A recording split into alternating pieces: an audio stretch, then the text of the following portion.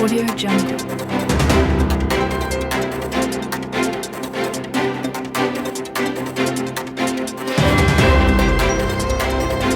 Audio Jungle.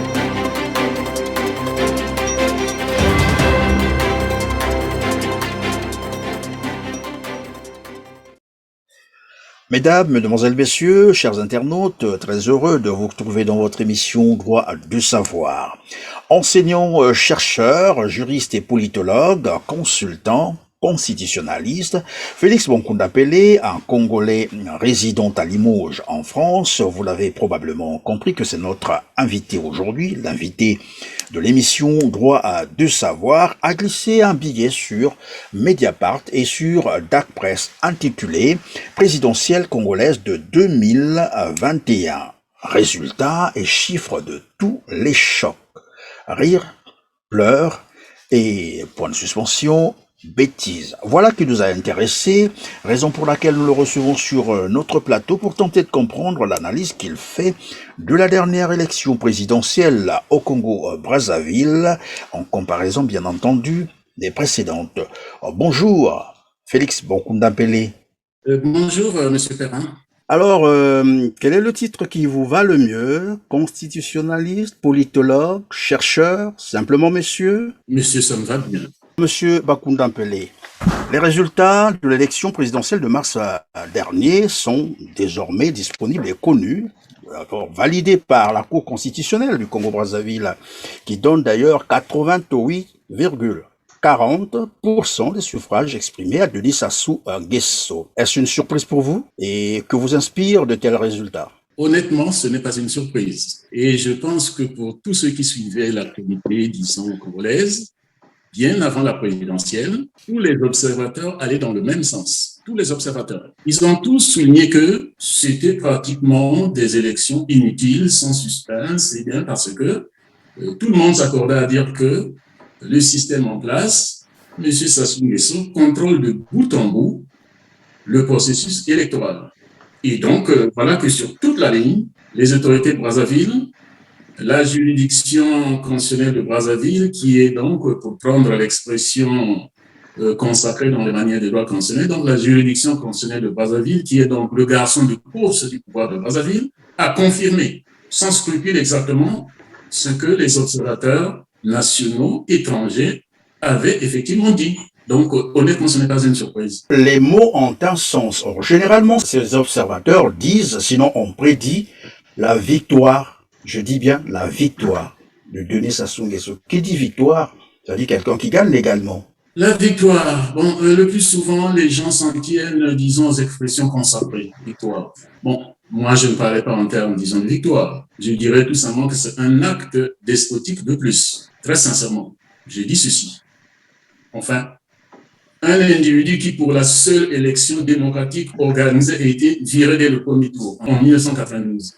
Et qui, quand il revient, dans des conditions que tout le monde connaît, c'est-à-dire après avoir effectivement décimé une partie de sa population, après avoir humilié les Congolais, donc le Congo, disons, la zone sud du pays, Brazzaville, on sont quand même restés pendant près de 4 ans sous le contrôle des armées étrangères. Eh bien, surprise générale, dès le moment où il organise ces élections, ben, il les gagne toutes. Il les gagne toutes. Et de la manière, je vais dire, excusez, mais franchement, de la manière la plus stalinienne, puisque depuis lors, je cite, il gagne chaque élection, disons, au premier tour, avec des scores, effectivement, disons, je disais staliniens, mais parfois, les gens ne se soulignent même pas. Mais nous avons également une chambre introuvable. Une chambre introuvable, pour la plupart, disons, de ceux qui nous suivent, c'est quoi? C'est quand l'Assemblée est tellement inondée par, disons, les députés du parti au pouvoir que ben, on se dit ce n'est plus une chambre. Et on l'a vu effectivement au XVIIIe siècle, et depuis donc, ça n'existe plus dans le monde moderne. Dans les démocraties modernes, ça n'existe plus. Et bien, le Congo, depuis 2002, je dirais depuis 97, puisque en fait, l'Assemblée, la transition à partir de 1997 était effectivement, disons, inondée par les proches, les députés, disons, de M. Sassou Nguesso, et depuis lors, c'est la même chose. Franchement, même quand on triche, on essaie de tricher de façon un peu plus intelligente.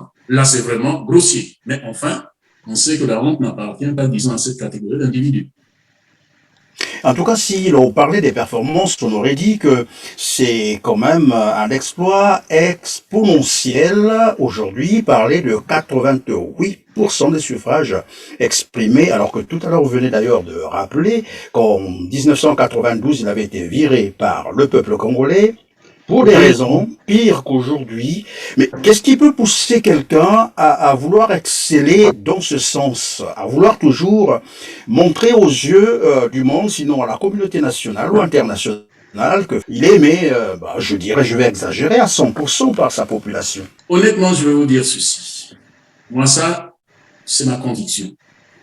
Je pense très sincèrement que M. Sassou Nguesso, nous ne le savions pas, s'était senti personnellement humilié par les élections de 1992.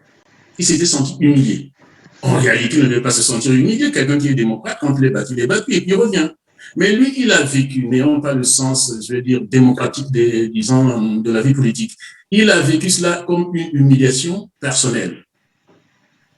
Et depuis lors, il prend son pied, il prend sa jouissance dans l'humiliation des Congolais. Un peu comme pour dire, et pour résumer la situation, vous me détestez, je vous déteste. Voilà ce que ça signifie. Psychologiquement, c'est dans cet état. Et vous remarquerez dans mon écrit, dans ma diffusion, dans ma réflexion, que je commence par décrire, disons, à peu près, disons, son profil psychologique. C'est en fait pour dire que ça ne sert pas d'aller dans la lecture politique, ça ne sert pas d'aller dans la lecture juridique. En réalité, ces résultats, depuis 2002, résume le profil psychologique de M. Sassou Nguesso. C'est un individu frustré, c'est un individu complexé, c'est un individu qui souffre et qui semble effectivement, disons, se soigner, qui semble effectivement, disons, se complaire, disons, à, en quelque sorte, disons, jeter sur les autres ce qu'il a ressenti lui-même. Donc, c'est ça.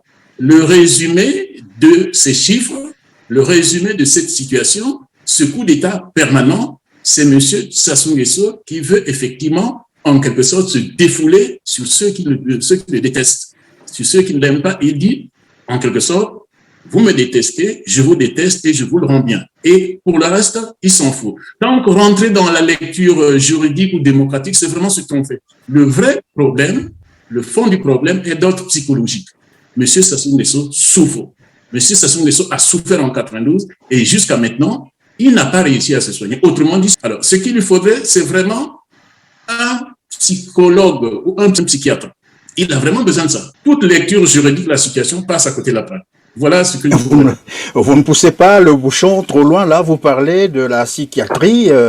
Il serait devenu sans raison. Ça, j'en suis convaincu. Qu'est-ce qui peut expliquer très sincèrement? Qu'est-ce qui peut expliquer que, alors que tous les observateurs ont dit que les Congolais ne se sont pas bousculés, qu'ils nous plaquent effectivement ce chiffre de la participation? Qu'est-ce qui peut expliquer qu'en 2002, tout le monde savait que les Congolais ne sont pas bousculés? Moi, j'ai lu tous les rapports, disons, qui ont été écrits, disons, en 2002.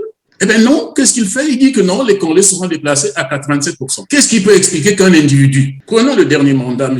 Perrin, qu'est-ce qu'on a remarqué au dernier mandat? Le dernier mandat a été uniquement inondé par des problèmes de pillage de la famille et des proches de M. Sassou Nguesso. Tout le monde. Vous parlez de pillage, c'est-à-dire, on peut être un peu plus clair? Mais le détournement des deniers publics, je vous rappelle, pour ceux, disons, qui nous suivraient et qui ne sauraient pas que, l'un des cas les plus illustratifs, c'est que on va acheter, disons, un appartement, disons, la petite fille du dictateur, à 7 millions de dollars à la Trump Tower. 7 millions de dollars, c'est-à-dire 3 milliards et demi de francs CFA. Franchement, est-ce que les Congolais seraient habités, effectivement, vous me permettez l'expression, du masochisme socio-économique et politique, de telle sorte que, ils se plaisent effectivement à aller chaque fois reconduire leur bourreau?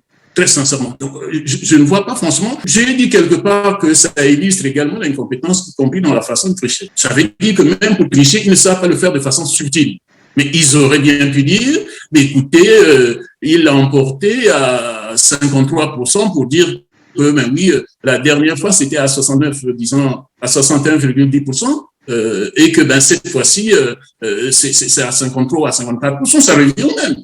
Mais pourquoi effectivement faire cette démonstration grossière? Je ne peux pas m'expliquer effectivement cet état de situation autrement que peut-être avec l'incompétence, mais plus sincèrement et plus profondément par un état psychologique qui est suffisamment alarmant. Et je pense que beaucoup conviennent avec moi. J'ai effectivement, moi, échangé avec plusieurs observateurs qui sont intervenus dans différentes chaînes françaises, notamment sur la question du Congo. Et ils m'ont dit clairement la même chose, que c'est une situation psychologiquement alarmante. Je ne suis donc pas le seul à faire cette remarque. Politiquement parlant, comment interpréter ce comportement, sinon cette attitude? Déjà sur le plan des élections, vous avez démontré que monsieur probablement est en train de venger contre les Congolais. Vous ne m'aimez pas, je vous aime pas non plus, et je vous le démontre pendant les élections. Mais aussi sur le plan économique, vous l'avez dit tout à l'heure, c'est un pillage systématique des données publiques. Comment expliquer ce phénomène politiquement parlant? Bon, je pense que c'est tout un cocktail, parce que je pense que, bon, nous savons ce qui se passe dans la plupart des systèmes politiques africains, que l'on souhaite, qu'on appelle parfois de républiques bananières, tout ce que vous voulez, mais je pense qu'il faut y ajouter l'incompétence. De la même façon que je disais que il n'était pas nécessaire, effectivement, de dire qu'il était élu à 88,40% pour que, effectivement, non. Je pense qu'il y a effectivement le manque d'élégance, tout simplement, le manque d'élégance politique. Il y a l'incompétence. Il y a effectivement l'envie d'humilier l'opposition et partant, et principalement, disons, les Congolais. Il y a effectivement, en fait, le fait qu'il veut également faire une démonstration. Je résume. Moi, j'ai toujours pensé que, même s'il ne peut pas le dire objectivement, dans son esprit, M. Sassou Nguesso se dit ceci. Mon pouvoir, je ne le tiens pas des Congolais. Je le tiens par la force et par la guerre. Donc, je n'ai pas de compte à vous rendre. Et que de ce point de vue, puisque vous voulez des élections, eh ben, je vous en organise, mais pour la forme.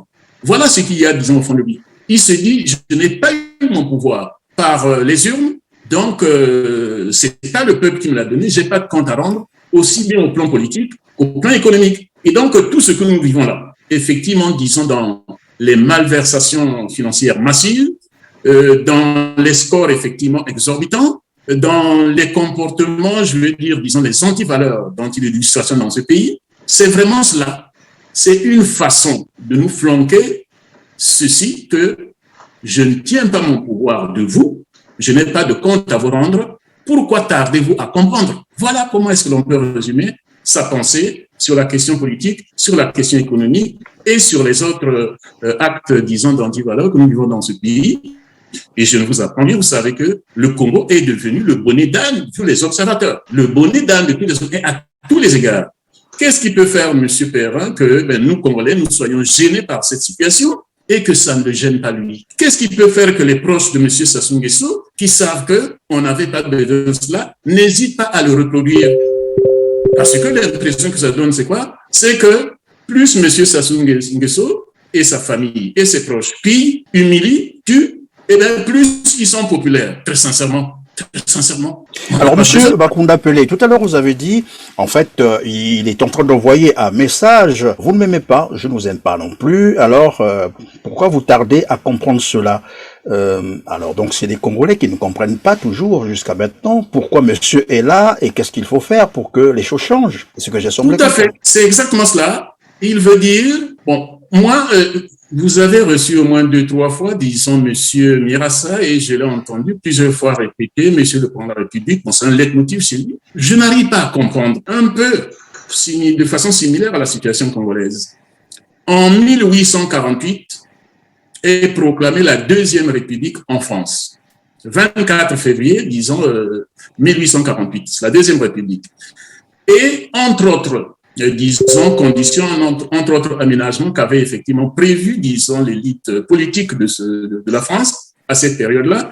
Ils avaient dit, parce qu'il y a eu un débat très, très sérieux entre, disons, deux personnalités. Donc, il y a un, effectivement, disons, qui disait qu'il nous faut une institution présidentielle, et puis une autre personnalité qui disait que non, il ne faut pas, effectivement, un président parce que nous risquons d'être effectivement les victimes de cette institution. Et le compromis a été trouvé comment? C'est important pour que ceux qui nous écoutent puissent comprendre. Le compromis était celui-ci. Bon, on institue quand même le président de la République, c'est donc la première fois que le président de la République naît en France en 1848, mais on prend des garanties. Entre autres garanties, c'était quoi?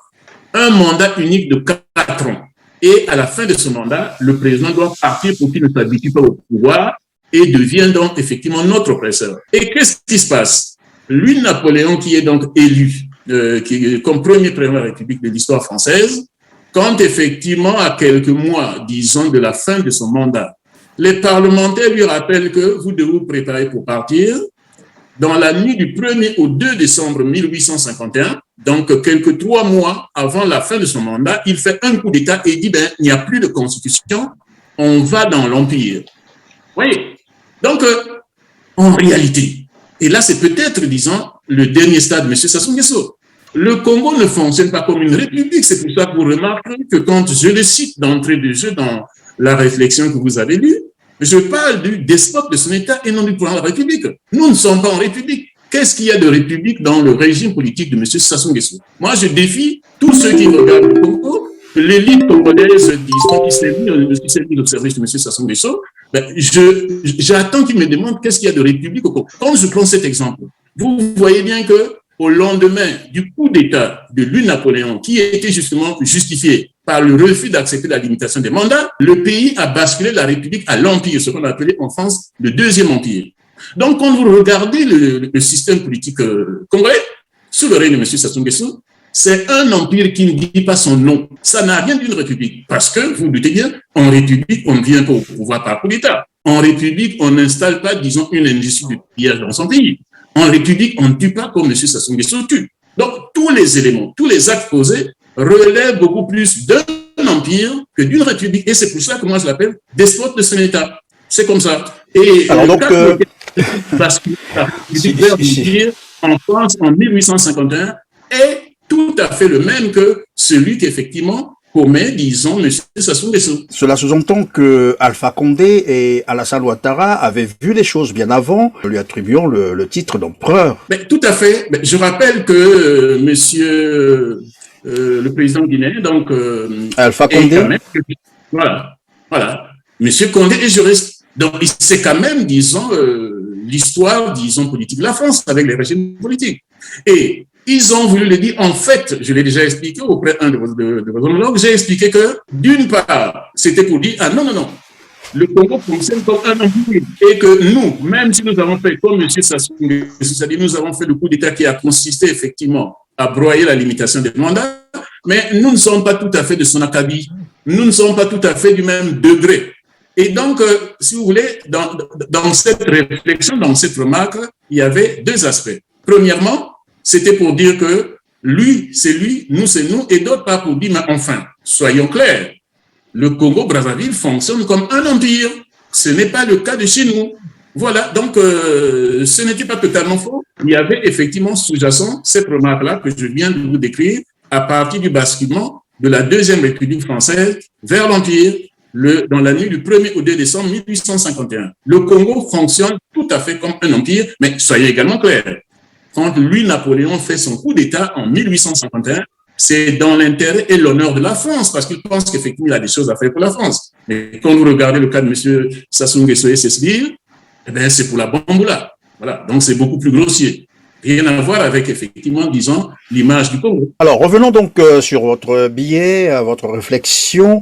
Est-ce qu'on peut comprendre, probablement qu'on a déjà abordé quelques grandes lignes, est-ce qu'on peut revenir sur les grandes lignes de cette réflexion? C'était quoi exactement? À titre personnel, depuis le départ, quand j'entends les différents hommes politiques bouger pour dire élection, je suis un peu excédé, très franchement. Et là, on est quand même, disons, à la 4e phase, 2002, 2009, 2016, 2021, chambre introuvable, l'un des hommes les plus haïs du Congo, élu au premier tour. Mon problème, c'est de dire ceci, mais enfin, quand est-ce que vous allez tirer les leçons pour dire, sauf évidemment de ceux qui en ont fait leur marché, parce qu'il faut bien le dire, beaucoup de ce qu'on appelle partis politiques au Congo fonctionnent en réalité comme des entreprises économiques.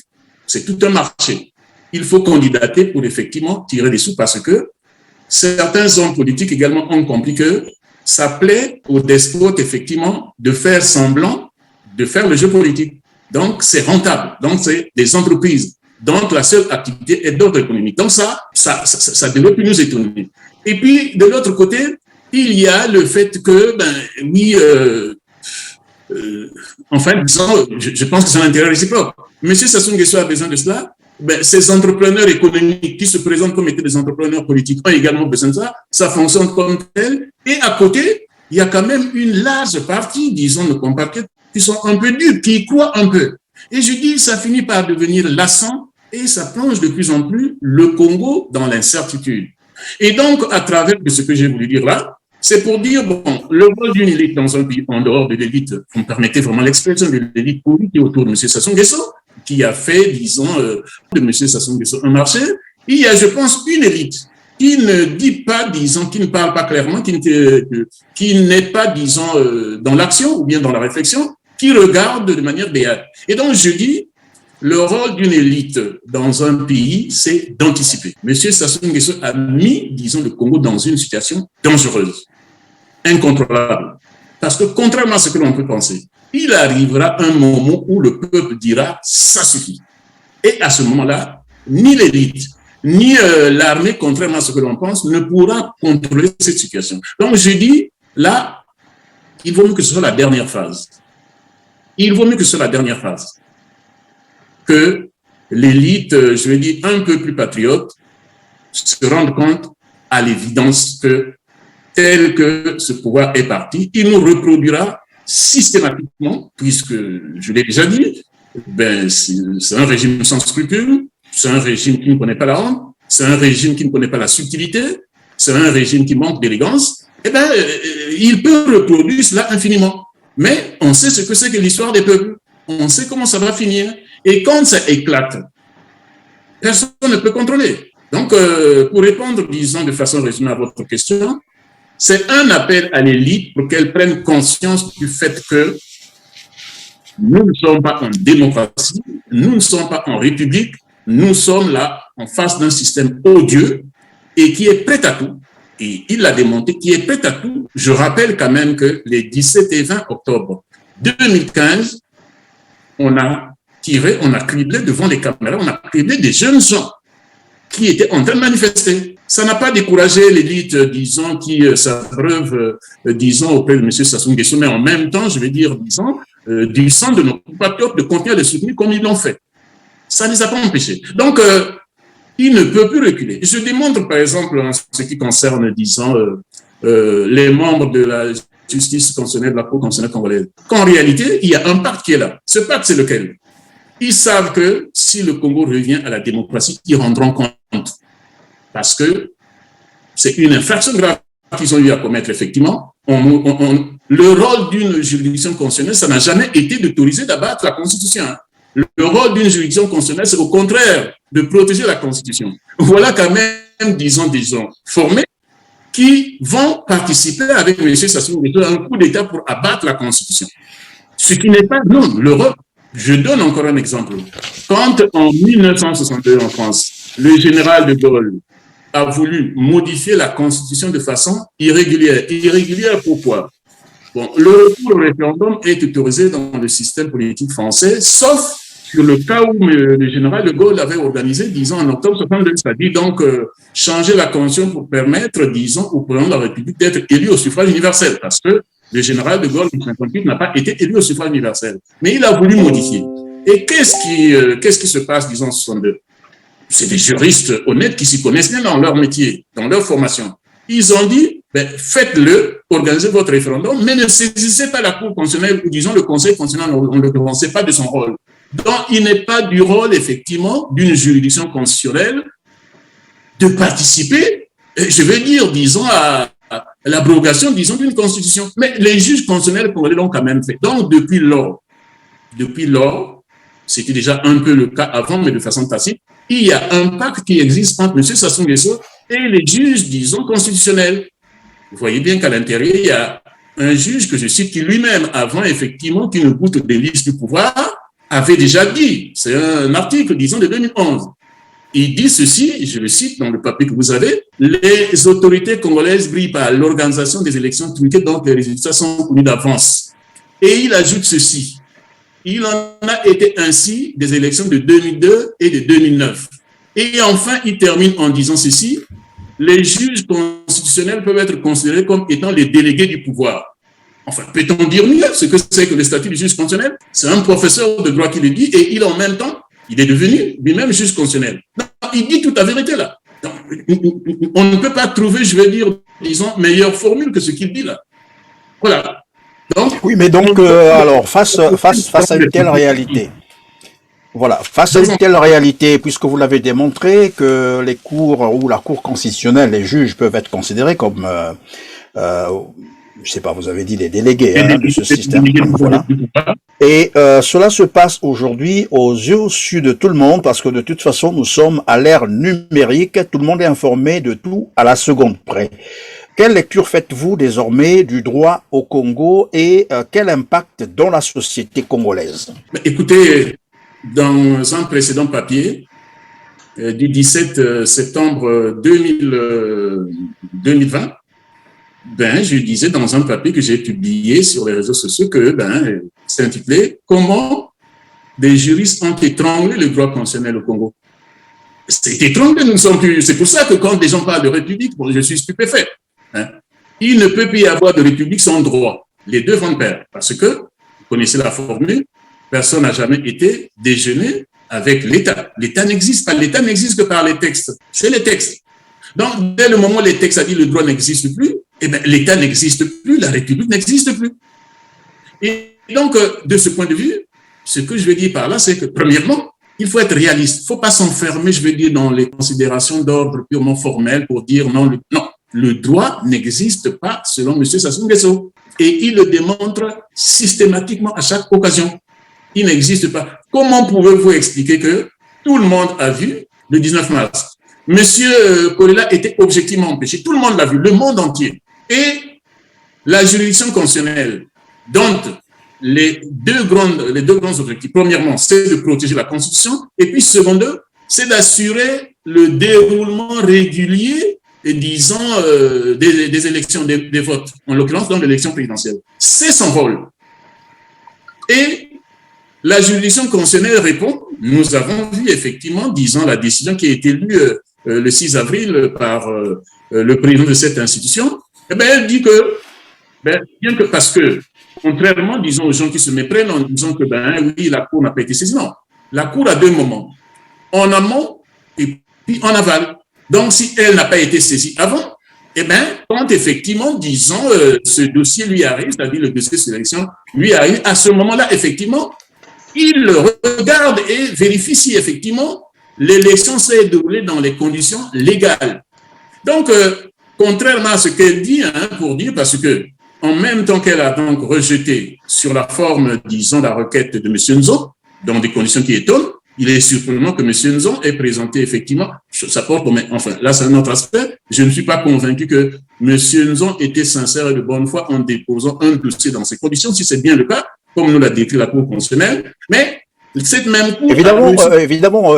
Pardon, Félix, restons un peu là-dessus. Vous parlez déjà de la requête de Nzon, c'est-à-dire les recours de Nzon. Ça a été rejeté. Parmi les mobiles évoqués par la Cour, c'est qu'il a dû omettre de mettre son identité, l'adresse, etc. Et c'est là que je voulais comprendre comment cela est-il possible pour un monsieur, on peut dire respectable, comme Nzon, qui a l'habitude des recours. Parce qu'il est dans la course présidentielle depuis les années pratiquement 2002, 2009, on l'a vu, 2016 aussi, il était candidat, et cette fois-ci, pour faire recours, il oublie les fondamentaux, et ne se fait même pas assister par un avocat. Est-ce qu'on peut comprendre mais c'est également les éléments les plus élémentaires d'un dossier. Les éléments les plus élémentaires d'un dossier. Quand vous allez demander un casier judiciaire, ou bon, non, mais il y a ce qu'on appelle, ça fait partie, disons, vous l'avez appelé les fondamentaux, mais également les éléments les plus élémentaires d'un dossier. Donc, on a quand même l'impression que là, il y a quelque chose qui ne tourne pas rond. Est-ce qu'on peut parler d'un scénario préparé à l'avance?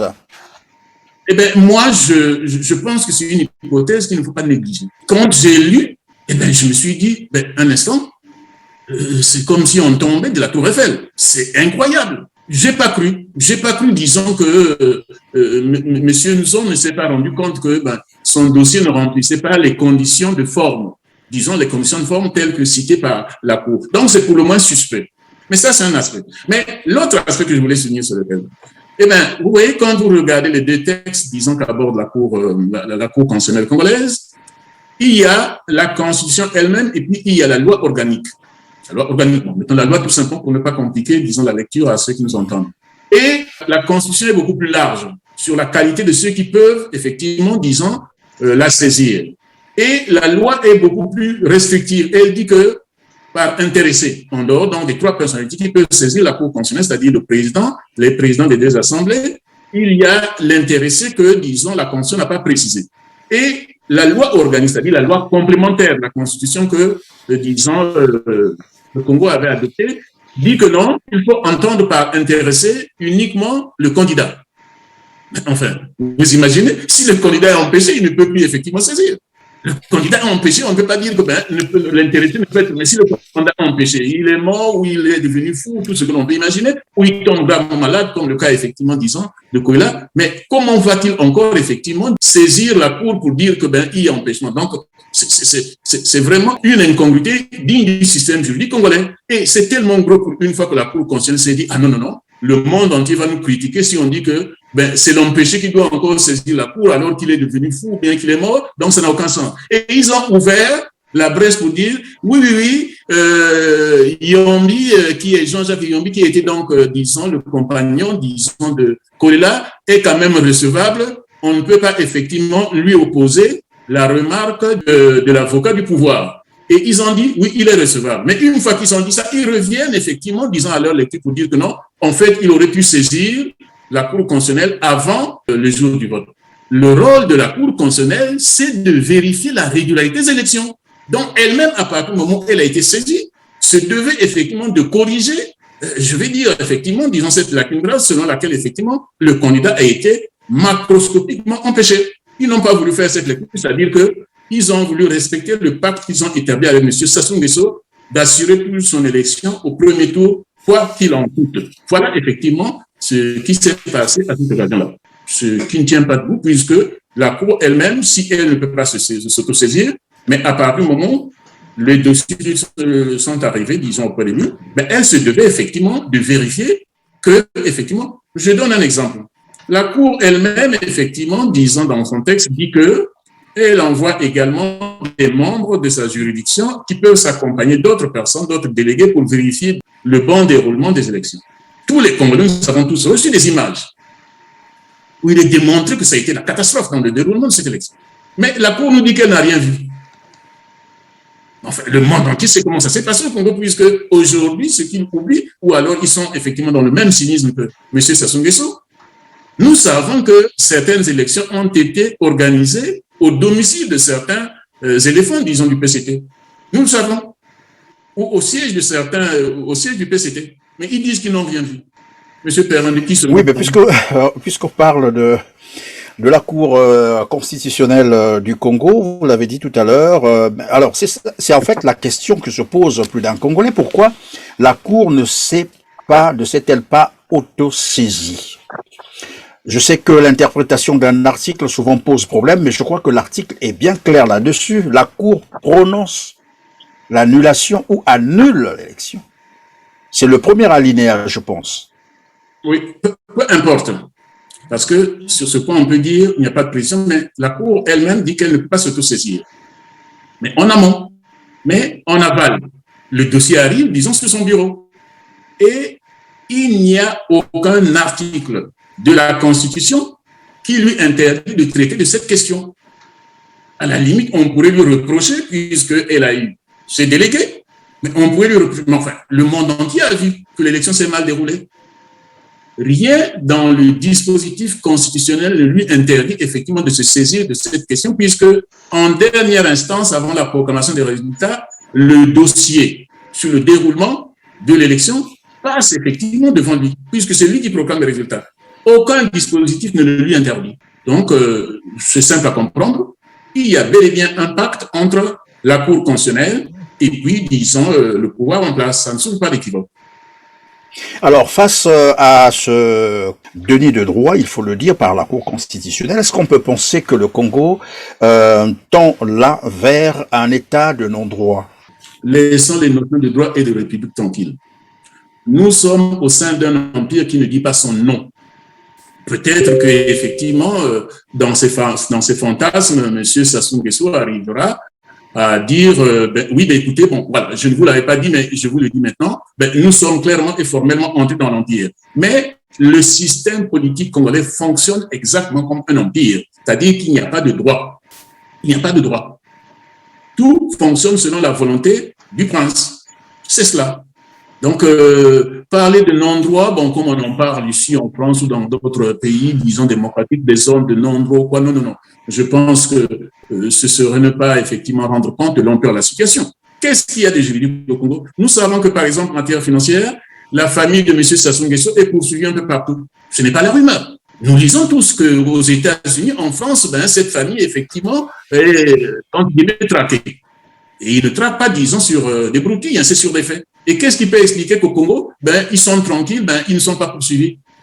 Qu'est-ce qui peut expliquer que, ben oui, M. Sassou Nguesso se permet de dire, le 8 avril 2013, quand il est reçu par M. Hollande, 8 avril 2013, eh ben, il sort de là, il est interviewé par un de vos homologues, Feu Jean-Karim Fall, disons à France 24, qui lui pose la question suivante, d'entrée de jeu. Vous avez parlé de l'affaire des biens mal acquis? Répond M. Sassou Nguesso, oui, nous en avons parlé. Le journaliste répond, c'était sérieux? Il dit, ah oui, c'était du sérieux, je lui avais déjà posé le problème au sommet de la francophonie à Kinshasa, en octobre dernier. Monsieur Perrin, ça s'appelle le trafic d'influence. C'est gravement sanctionné par le droit pénal, gravement. Et c'est si grave que le même jour, le secrétaire général du gouvernement, en la personne de Macron, qui était secrétaire général adjoint à la présidence, a sorti un communiqué pour dire non, le président Hollande n'a pas abordé cette question avec M. Sassou Nguesso, parce que c'était grave. Il rentre au Congo tranquille. Aucun juge n'interpelle, disons, M. Sassou Nguesso. Aucun parlementaire n'interpelle M. Sassou Nguesso pour dire que, mais enfin, France 24, c'est une chaîne internationale. Comment pouvez-vous dire une telle grossièreté? Vous voyez? Mais plus grave, ce que je vais dire, c'est ceci, M. Perrin. Disons de bêtises en bêtises, d'illégalité en illégalité. J'ai l'impression que les Congolais se sont habitués à cela. Ça n'étonne plus personne. Monsieur Sassou Nguesso vient dire ce qu'il vient de dire, et puis personne ne fait la remarque. Ça passe comme une lettre à la poste. Je rappelle le 25 février, disons, 2016. Il venait d'inaugurer, puisque c'est le moment qu'il choisit toujours pour inaugurer, disons ce qu'il essaie de faire. Il venait donc d'inaugurer l'hôpital, un hôpital dans le coup, je pense à Kinkala, et il est interviewé par des journalistes étrangers qui lui disent, mais enfin, mais vous avez épuisé vos mandats, mais comment pouvez-vous aller au-delà de 2 mandats? Répond M. Sassou Nguesso. Eh bien, si Merkel le fait, pourquoi moi je ne le ferai pas? M. Sassou Nguesso ne sait pas que nous avons là 2 modèles constitutionnels totalement aux antipodes. Le modèle, en disant allemand, n'a rien à voir avec le modèle français. Enfin, le Congo a une constitution. Il ne peut pas. Et d'ailleurs, puisque vous parlez de Mme Merkel, là, dernièrement, le porte-parole du candidat Denis Sassou Nguesso, donc en la personne de Coliné Makosso, l'a rappelé une fois de plus. On lui dit, mais il dit, mais écoutez, quand ça se passe en Allemagne avec Merkel, personne ne parle. Effectivement, la question est posée. Voilà. Donc c'est dans le même sens. Mais je peux en multiplier. Monsieur Perrin, savez-vous qu'alors que le président Mandela est dans une situation d'incapacité, c'est-à-dire qu'il ne pouvait plus rien lire, M. Sassou Nguesso a quand même osé trafiquer une fausse préface de son ouvrage, par les vrais. Il dit que Mandela a préfacé son ouvrage, alors que Mandela ne pouvait plus lire. Comment pouvez-vous expliquer cela, très sincèrement? Je peux en multiplier comme ça. Donc, non, ne parlons pas, disons, d'état de non-droit. À la limite, on dira comme d'autres, peut-être, disons, un État voyou, disons, un pays voyou, mais pas, disons, l'état de droit, c'est beaucoup plus, je vais dire, léger. Nous ne sommes pas dans un système, nous ne sommes pas en République. Nous sommes là, je dirais même, dans un empire bananier. Empire bananier. Parce que si en France, il existait des empires, c'est dans une certaine ambition qui était effectivement pour les différents empereurs, effectivement, à leur façon, pour lui, Napoléon, effectivement, d'améliorer la situation de la France. Mais quand vous regardez, effectivement, le régime en place, M. Sassou Nguesso et puis sa famille ou ses proches, vous le savez, puis vous êtes journaliste, hein, chaque semaine, il y a toujours, disons, un débat quelque part sur la vie politique, disons, africaine, où le Congo devient effectivement le bonnet d'âne de l'Afrique. C'est honteux. Voilà. Évidemment, vous parlez déjà de Macron. Venons-en sur les relations franco-congolaises. Malgré la situation que vous venez d'ailleurs de peindre et l'attitude de Denis Sassou Nguesso, on comprend bien que c'est un monsieur, vous l'avez d'ailleurs dit et répété, vous avez insisté là-dessus, qui ne respecte pas la loi. Et nous l'avons constaté d'ailleurs pendant le processus de la dernière élection présidentielle. Évidemment, les règles disons, les droits, la Constitution, les textes ont été violés, mais aussi les droits et libertés des citoyens. Et face à cette réalité, et malgré cela, la France reconnaît tout de même Denis Sassou Nguesso comme président, entre guillemets, élu, mais de manière précipitée parce que la France a reconnu cette victoire tacitement avant même la validation par la Cour constitutionnelle des résultats de cette élection. Que vous inspire cette attitude de la France face à ce qui se passe au Congo-Brazzaville, sachant qu'en 1997, c'est la même France qui a ramené Sassou Nguesso au pouvoir par les armes, vous l'avez rappelé, après avoir fait plus de 400 000 morts. Ça existe dans les archives. C'est la même France qui a encouragé Denis Sassou Nguesso à violer la Constitution de 2002 pour changer donc la Constitution d'octobre 2015. Aujourd'hui, la France reconnaît la victoire avec tout ce qu'on vient de citer là, mais de manière tacite, puisque elle invite d'ailleurs Denis Sassou Nguesso à un sommet qui aura lieu en mai, le 18 mai prochain.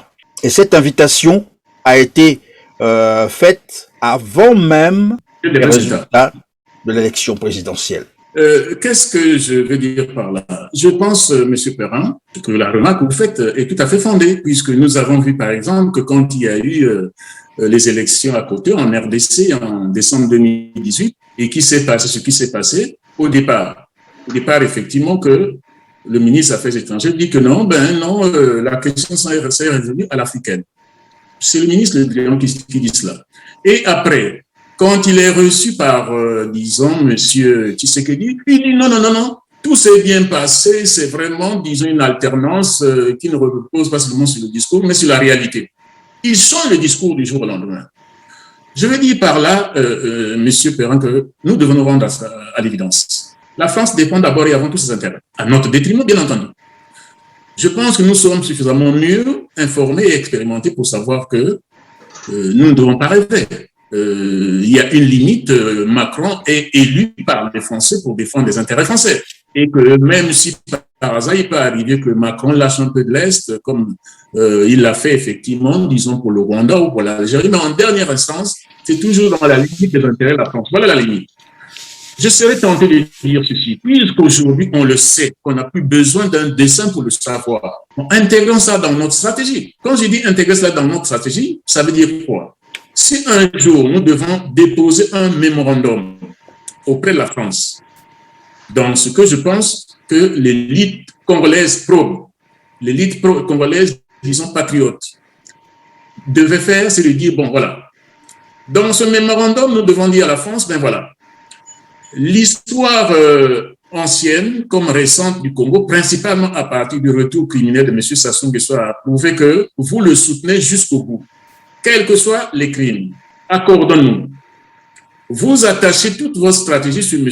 Sassou Nguesso et puisqu'il finira par s'en aller, dès le moment où il s'en va, eh bien, vous perdez tout. C'est ce qui va se passer, c'est qu'ils vont effectivement s'arranger pour qu'ils reconduisent effectivement.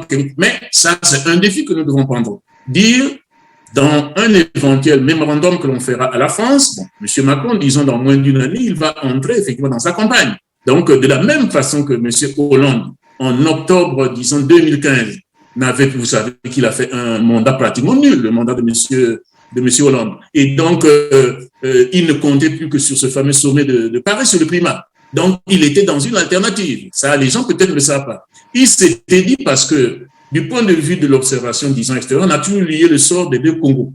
Donc, ils savaient, leur stratège savait que si effectivement, ça éclate au Congo, ça va éclater de l'autre côté. Et M. Hollande savait, dans la lecture effectivement que font les États étrangers, que si ça éclate en RDC, c'est toute l'Afrique qui tombe. Monsieur Hollande a préféré donc sacrifier le dossier du Congo qu'il avait bien décrit, disons, la veille, disons, du sommet de Dakar sur la francophonie. Il le connaît très bien. Je le sais, puisque monsieur Hollande était à côté de chez moi, là, disons, c'est à 1 heure de chez moi.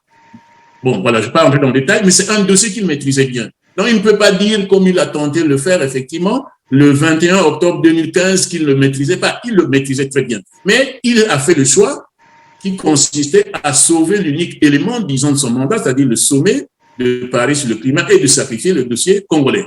Bon, donc, c'est son choix. Macron, dans moins d'une année, va être également, disons, en campagne. Déjà, dans quelques mois, ça va commencer. Donc, il ne peut pas considérer le dossier congolais comme étant un dossier prioritaire. Mais, quoi qu'il en soit, c'est à nous de démontrer, de faire notre choix. Parce qu'en dernière instance, la stratégie consiste toujours à s'en remettre à la France. Ça ne donne pas, disons, quelque chose vraiment de probant. Ça n'aboutit pas à grand-chose.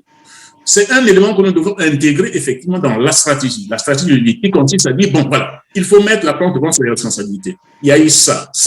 La France a soutenu Sassou Nguesso dans les crimes, disons, d'octobre 1997, principalement pour réinstaller un individu dont la toxicité n'est plus, disons, à démontrer en 1997. Vous l'avez soutenu en 2015, vous le soutenez également là. Eh bien, nous prenons acte.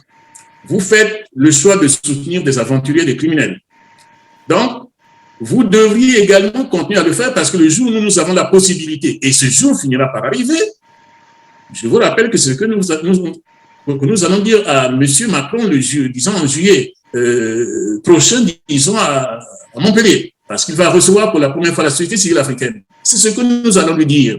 Monsieur le chef d'État, vous devez effectivement prendre acte du fait que vous devriez infiniment soutenir des gens indésirables, des gens sales, des criminels. Mais ne perdez jamais une seule fois, parce que le jour où vous perdez tout. C'est ce choix-là que nous devons le reposer. Donc, à nous, effectivement, M. Perrin, de prendre effectivement une responsabilité pour dire, bon, voilà, on a suffisamment demandé à la France, disons, de remarquer ce qu'elle remarque, mieux que nous, pour ne pas dire ce qu'elle fomente, puisque c'est elle qui fomente. Nous avons tous entendu M. Idriss Déby dire que, ben oui, c'est la France qui lui a envoyé un expert dont il ne connaissait même pas le nom pour lui dire qu'il fallait... Nous l'avons tous lu. Bon, je veux dire, disons, M. Idriss Déby n'est pas passé par 4 voies pour le reconnaître, mais nous savons que c'est ce qui se passe à peu près un peu partout. Bon, donc, de ce point de vue, c'est à nous de dire, bon, voilà, assumez. Ne tenez pas le discours, disons, démocratique artificiel comme vous le faites, en faisant semblant de dire, ben oui, non. Assumez, vous êtes les complices, pour ne pas dire les initiateurs de la dictature, des crimes en Afrique. Mais vous devriez continuer. Parce que le jour où vous perdez, effectivement, eh bien, nous tirons le leçon pour dire, nous savons où se trouvent ceux qui nous aiment et ceux qui ne nous aiment pas. Voilà tout ce que je peux dire. À quoi ça sert encore? Puis nous savons que ce qui s'est passé en 1997, c'est ce qui s'est passé en 2015, c'est ce qui se passe maintenant. Vous êtes aussi politologue. Toujours dans cette situation du Congo-Brazzaville, nous suivons depuis un certain temps les analystes occidentaux, particulièrement français, qui, dans le traitement de cette information, parlent souvent de la stabilité. En fait, c'est ce qu'ils disent, hein.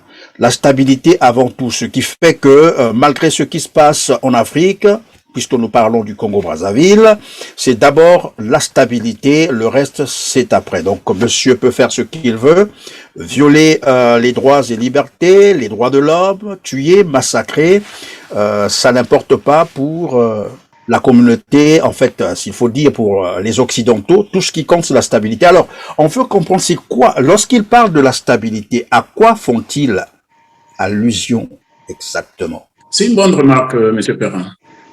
D'abord, j'ai essayé de répondre à cette question dans mon texte que vous avez lu, dont vous avez fait état. Non, c'est une simple stratégie. Ça veut dire quoi la stabilité quand, disons, on tue en permanence et qu'on pille en permanence? Et dans le cas précis, disons, du Congo, nous savons que M. Sassou Nguesso a été un acteur et pas n'importe quel acteur, a été l'acteur majeur de l'instabilité qu'on a connue au Congo. Monsieur Perrin, moi, j'ai J'ai eu mon bac en 79 et j'étais dans une province, je remonte effectivement 10 ans à Brazzaville et dans le train, je tombe sur un numéro de Jeune Afrique, l'été 79. Il est interviewé par M. Senen Andrea Mirado, donc ce journaliste d'origine malgache qui est aujourd'hui décédé. Et il pose la question de savoir, ben, finalement, pourquoi vous, et à l'endroit de M. Sassou Nguesso, ben, qui êtes-vous pour mériter cela? Il dit, ah non, non, non. Je suis quelqu'un qui me suis toujours battu pour l'intérêt du Congo. J'étais déjà jeune sous-officier dans le coup d'État de 1963. 63, c'est lui qui le dit. 68, il y est. 77, il y est. Ensuite, bon, entre 77 et 79, ben, il est aux affaires puisque c'est lui qui dit lui-même que c'est lui qui cède, qui donne la place, disons à M. Yombi, et qu'au moment où il a voulu effectivement, disons, prendre ses responsabilités, il l'a viré, pour reprendre l'expression de notre compatriote M. Boao, sans un seul coup de fusil, ce qui veut dire que c'est bel et bien lui qui avait la maîtrise de la situation, parce que quand tu as dit, bah, écoutez, je te mets de côté, il l'a mis de côté.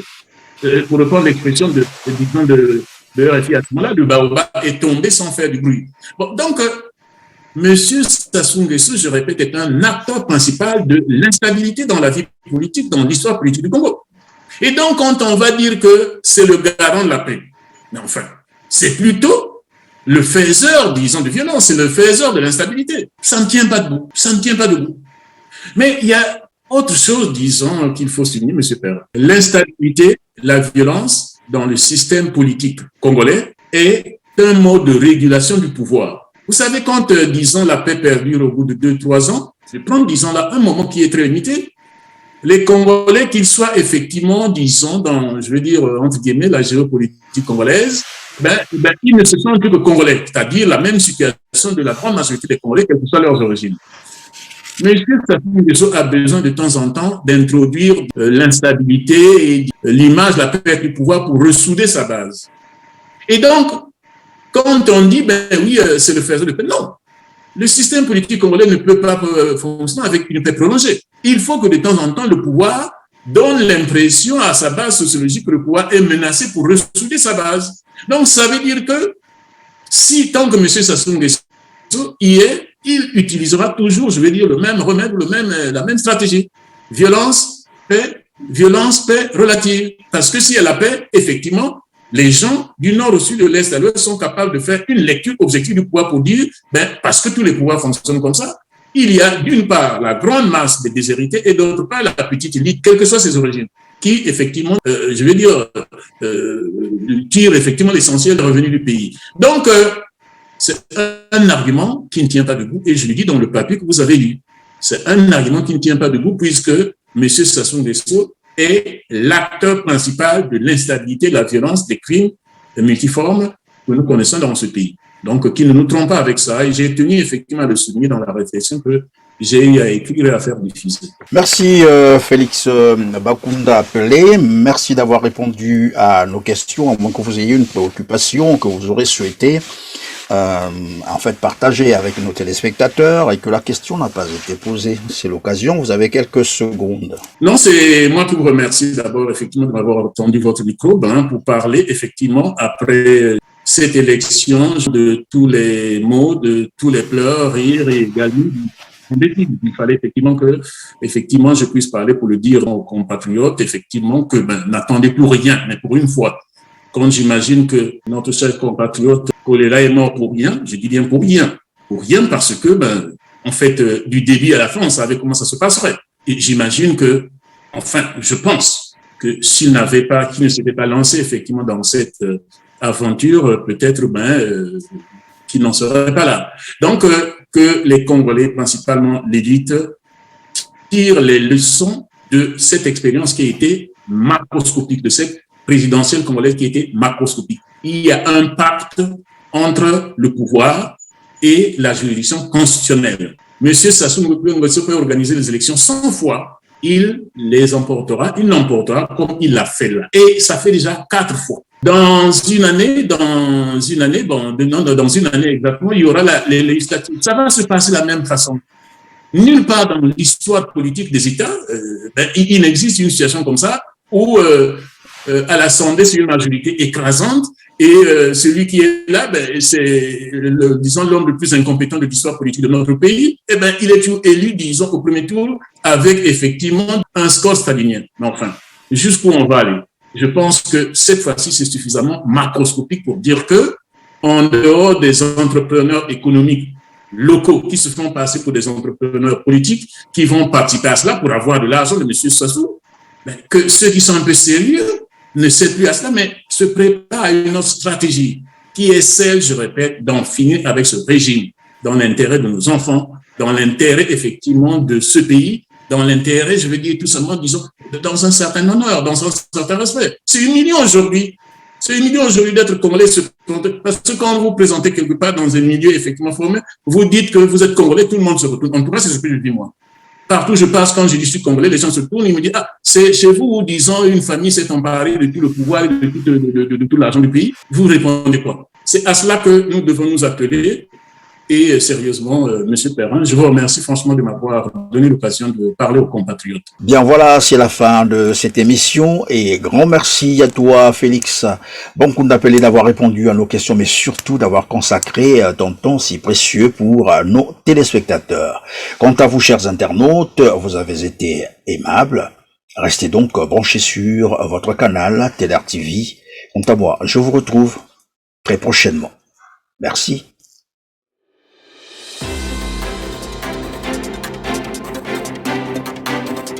Audio Jungle.